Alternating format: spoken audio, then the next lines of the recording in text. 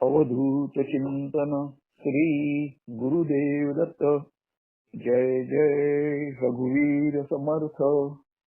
આપણે છત્રપતિ શિવાજી ના ગુરુ સમર્થ રામદાસ સ્વામી ની જીવન લીલા શ્રવણ કરી રહ્યા છે।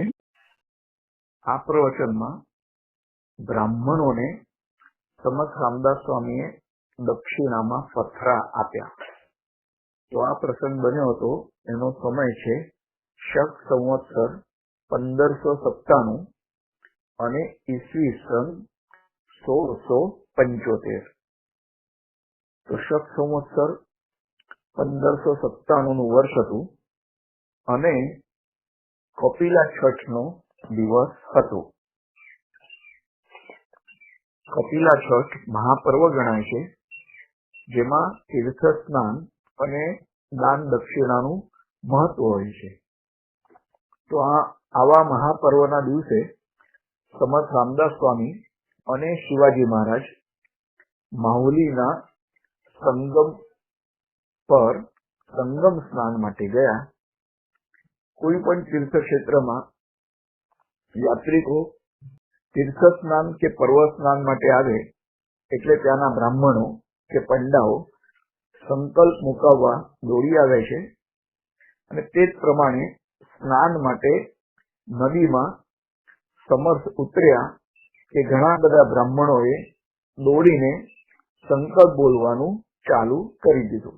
તો સમર્થે મૌન રાખીને બધા જ સંકલ્પો સાંભળ્યા, તેઓ કશું બોલ્યા નહીં અથવા વિરોધ પણ પ્રગટ ન કર્યો। તો સ્નાન કર્યા પછી સમર્થ સંધ્યા, બ્રહ્મયજ્ઞ ઇત્યાદિ આહ્નિક કરવા પ્રવૃત્ત થયા। શિવાજી મહારાજ કોઈ રાજકીય કામ હોવાથી પ્રથમ જતા રહ્યા હતા અને હવે સમર્થ રામદાસ સ્વામી પણ ઘેર જવાની તૈયારી કરતા હતા। એટલે સંકલ્પ મુકાવનારા બ્રાહ્મણો તેમને વિચરાઈ ગયા અને વિનંતી કરવા લાગ્યા કે કપિલા ષષ્ઠી ના મહાપર્વના દિવસે રાજગુરુ તરફથી બ્રાહ્મણોને દક્ષિણા અવશ્ય મળવી જોઈએ। તો સમર્થ રામદાસ સ્વામીએ નદી કિનારાની રેતીમાંથી 10-15 નાના પથ્થરો ભેગા કર્યા અને એક એક પથ્થર દરેક બ્રાહ્મણને આપીને નમસ્કાર કર્યા। તો રાજગુરુ તરફથી આવી દક્ષિણાની અપેક્ષા તેમણે રાખી ન હતી અને નદી કાંઠાના પથ્થરો એટલે એક તુચ્છ વસ્તુ, તિરસ્કાર કરવા યોગ્ય પદાર્થ બ્રાહ્મણોને લાગ્યો હતો અને બ્રાહ્મણોએ તો સુવર્ણ અને રજત મુદ્રાની અપેક્ષા રાખી હતી અને નદી કાંઠાના પથ્થર મળ્યા હોય તો મનની શી દશા થાય તે સમજી શકાય તેમ છે।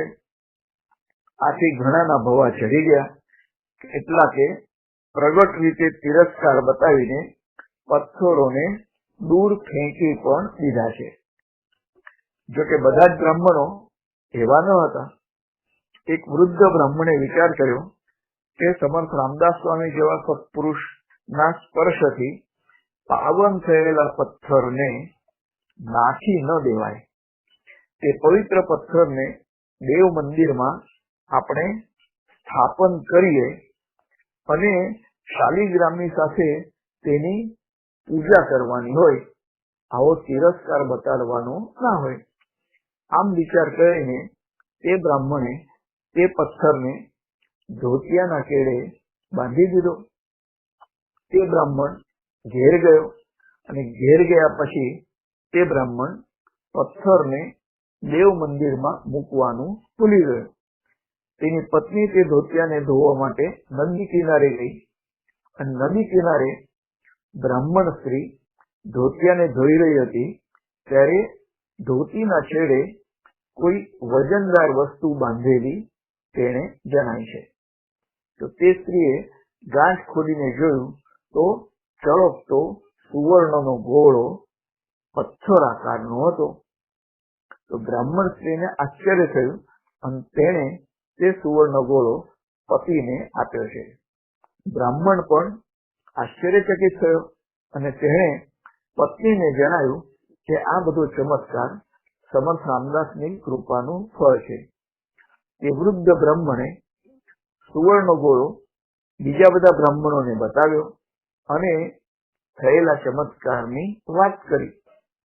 આ બધું સાંભળીને તે બ્રાહ્મણોએ પોતાના કપાળ કૂટ્યા છે અને સમર્થ રામદાસ સ્વામીએ આપેલ પથ્થર ફેંકી દેવા બદલ તેમને મનમાં ખૂબ જ પછતાવો થયો છે.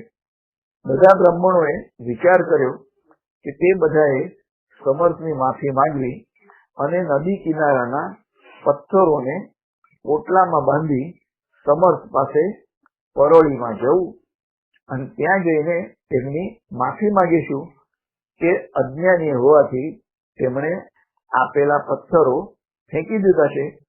હવે આપણે જે પથ્થર ત્યાં લઈ જઈશું તેને તેઓ સ્પર્શ કરે અને વૃદ્ધ બ્રાહ્મણ જેવો જ લાભ આપણને પણ કરાવે. પથ્થરો આપણે સાથે જ લઈ જઈશું જેથી પરોળીમાં સમર્થને પથ્થર વીણવા દૂર જવું ન પડે. દરેક બ્રાહ્મણે પથ્થરોનું એક એક પોટલું માપી લીધું અને માહુલીથી પરોળીમાં ગયા છે જ્યાં સમર્થ રામદાસ સ્વામીનો મુકામ હતો.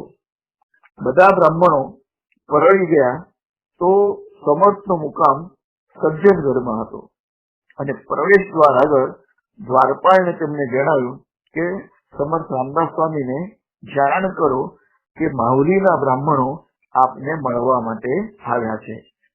ચોકીદારે સમર્થ રામદાસ સ્વામીને જાણ કરી કે બ્રાહ્મણો માથે પથ્થરના પોટલા લઈને આપને મળવા માટે આવ્યા છે.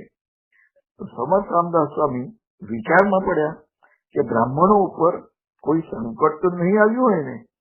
એટલે સમર્થે તરત જ પ્રવેશ દ્વાર આગળ આવ્યા છે. ત્યાં તેમને જોયું કે ઘણા બ્રાહ્મણો પથ્થરના પોટલા માથે લઈને સુવર્ણની આશાએ ત્યાં આવ્યા હતા. તેમાં ભવા ચઢાવનાર બ્રાહ્મણો પણ હતા અને પ્રગટ રીતે તિરસ્કાર કરી પથ્થરને પછાડીને ફેંકનારા પણ હતા. એમનું પોટલું બીજા કરતા મોટું હતું એટલું જ. તો સમર્થે પૂછપરછ કરતા બ્રાહ્મણોએ પથ્થરોનો ઇતિહાસ કહ્યો અને તેમણે સમર્થ રામદાસ દ્વારા અપાયેલ પથ્થર ફેંકી દીધા તે બદલ તેમણે પસ્તાવો પણ જાહેર કર્યો. તેમણે સમર્થને પ્રાર્થના કરી કે તેઓ તે પથ્થરોને હસ્તસ્પર્શ કરે જેથી બુદ્ધ બ્રાહ્મણની જેમ જ તેમને પણ સુવર્ણનો લાભ થાય. તો સમર્થ રામદાસ સ્વામી હસીને બોલ્યા કે કપિલા છઠનો પવિત્ર દિવસ આજે ક્યાં છે? કપિલા છઠનો સુવર્ણ યોગ આજે નથી. છતાં બધા જ ભૂદેવો અંદર પધારો, એક બે દિવસ અહીં રહો. આમ કહેતા જ બધા બ્રાહ્મણો મઠમાં પધાર્યા છે. સ્નાન સંધ્યા પછી બ્રાહ્મણોને મિષ્ટાન્નનું ભોજન કરાવવામાં આવ્યું અને બધા જ બ્રાહ્મણોને એક એક રૂપિયો દક્ષિણા આપવામાં આવી. વિદાય વખતે બ્રાહ્મણોએ ફરી આજીજી કરી ત્યારે સમર્થને દયા આવી અને બોલ્યા કે પાછા જતી વખતે ઉરમોડી ગામથી કિનારાના પથ્થરો ફેંકી દરેકે ફક્ત એક જ પથ્થર ઘેર લઈ જવું. રઘુપતિ તમારી ઈચ્છા પૂરી કરશે. આ પ્રમાણે કરતા જ બધા જ બ્રાહ્મણોની ઈચ્છા પણ પૂરી થઈ અને જે એક એક પથ્થર તેઓ પોતાના ઘેર લઈ ગયા તે સુવર્ણનો થઈ ગયો હતો. તો સંત પુરુષ દ્વારા સ્પર્શ થયેલી વસ્તુ જે હોય અથવા સંત પુરુષની સેવામાં વપરાયેલી વસ્તુ હોય તો એના તરંગો એટલા બધા બદલાઈને અને સાત્વિક પ્રકારના થતા હોય છે કે તે દરેક વ્યક્તિને કે સામાન્ય વ્યક્તિને પણ એ ઉર્ધ્વગામી બનાવે, એમની વૃત્તિને ઉર્ધ્વગામી બનાવે. અને એટલો તો એમાં અવશ્ય ગુણધર્મ હોય જ છે. રહી વાત આર્થિક લાભની, તો આર્થિક લાભ તો દરેકના નસીબ પ્રમાણે અલગ અલગ પણ હોઈ શકે છે, પણ સંત પુરુષના દ્વારા સ્પર્શ થયેલી વસ્તુ દરેકે પવિત્ર માનવી જોઈએ અને એ રીતથી એ વસ્તુનો સ્વીકાર કરવો જોઈએ. આ કથાને આપણે આ પ્રવચનમાં શ્રવણ કર્યું. આ પ્રવચનમાં આટલું જ. જય જય રઘુવીર સમર્થ.